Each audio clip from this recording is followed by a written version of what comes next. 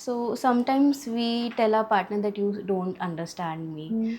but in reality, we're expecting them to, be a parent and understand us and to heal something that is not for there to heal. So, what do you think about this statement? So that's why they say, na, heal yourself so that you don't punish the ones who didn't cause the pain, Hmm. you know. Yeah. So it's mostly in case of partners actually, because they come to our life much later in life. Hmm. By the time we have already been shaped by our wounds and our triggers and the family background and also their gifts. It's not that we only come with the wounds, we also come with a lot of good stuff. But something that triggers obviously is disturbing, and that is coming from a wound.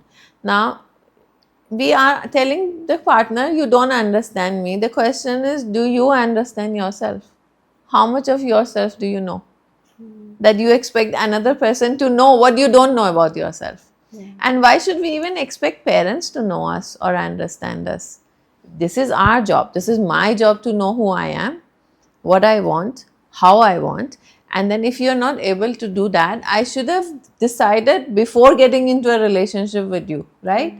Now I have got into a relationship. Now I want you to do not only my job of knowing me, but also my parents' job and your job and everyone's It's job. not So fair. this is really something too much of expectation, and Yeah. it is very stupid. No one can do it. Yeah. So we will end up being frustrated and helpless, and we will start, projecting all our limiting beliefs about ourselves to the partner, and then obviously it will go bad. So the expectation of someone else understanding you is something which is impossible. We must understand ourselves and then draw boundary. Where we don't want someone to cross, the person should not cross. And when we want someone within our, space, and we want them to do a certain way, we can ask them. But to want someone to understand me while I don't even know myself is too much of expectation. That's not possible. That That will lead to frustration, anger, and more of conflict than anything else. yeah, that is not fair for your partner, I feel Yeah, like. it is not. Can you do the same for your partner? You can't. Yeah. You see and understand the partner the way it suits you. Hmm. You're not ready to see. Why, in the same first place, you are having a partner like that who doesn't understand you? Because you loved the version of them which had the potential of understanding you. You didn't love the real person Yeah. who is, madly in love with, let's say, with cricket, and when the TV is on, the whole world ceases to exist for that person. Yeah. Then you thought, I will change him. Hmm. You Yeah. were in love with the idea of changing someone so that that person will pay attention to you. It's not going to work. It will never happen. Yeah. There are also times when, in a relationship, one person is too, connected or too, they want their attention 24/7. And sometimes there are people who are just running away from it. So, Yeah. how do you see that kind of a. Because see, anything which is out of balance becomes difficult to handle. The whole Hmm. of life is about learning to have little bit of everything, Yeah. experiencing it fully, and then probably, reshaping that experience, making it better. The experiences you like, you can enhance them and make them better. The ones you didn't like, you can drop them, right?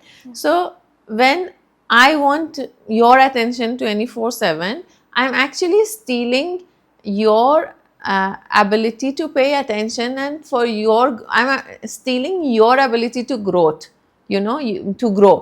I'm stealing your time for yourself. I am invading your space and your energy, and I'm demanding too much. I'm asking you to do what I'm not able to do for myself. Now this becomes suffocating, because as human beings we are supposed to be free spirit. Now if someone wants to cage us, we will not like it, Yeah. right? That's why. So some people not only cage you, but also they want to clip your wings, so that even if you're outside the cage, you cannot still fly. Yeah. And that's why a lot of people just run away from it. Just Yeah, we need to understand the person for who they are, not for who we want them to be. We can't change no one. Yeah, it's true. So, is it possible that we're not choosing a partner, we're choosing an inner child, that feels familiar to our inner child? Uh, I know the name is partner. Now Yeah. that partner can be, you're choosing your parent, Yeah. not the inner child, but you're actually choosing your caretaker, Yeah. right? Who either was absent, or you hoped they would be like that, or they are familiar because they're so similar, you know. If you are coming from a broken home with aggressive, violent parents, and you find and someone who's a narcissist in your family, so you find a man or a woman who is so familiar, you know. Yeah. It's just that you're hoping they would be different, but you have chosen familiarity over reality, right? Reality, yeah. So you're choosing, yes, your history in a different shape or form with a lot of hope and expectation, but you're choosing the same Same thing. thing again.